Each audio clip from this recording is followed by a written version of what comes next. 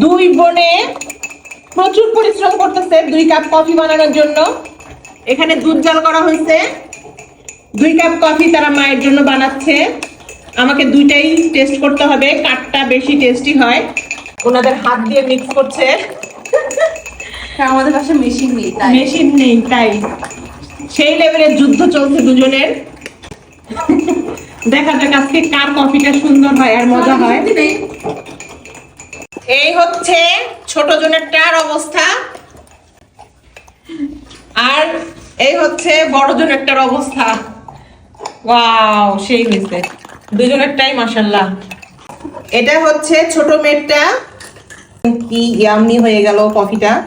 এই হচ্ছে বড় মেয়ের কফি। এই তো বানানো হয়ে গেছে দুইজনের কফি। এবার আমি টেস্ট করে দেখি কেমন হলো। সেই মজা আম্মু, ভালোই তো কফি বানাইতে পারে।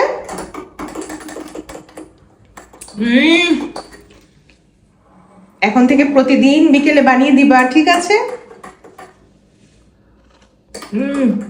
অনেক মজা, থ্যাংক ইউ। তোরটা তো খাই আমি সবসময়, খাওয়া লাগবে না, যা। আমার ছোট মেয়ে বানাইতে পারছে। তুমি খাও, তোমার কাছে তো অন্যটাই ভালো লাগছে, এই জন্য বললাম তুমি ওরটাই খাও, ওরটা খাওয়া লাগবে না। তোরটা তো খাই সবসময়, জানি কিরকম হবে।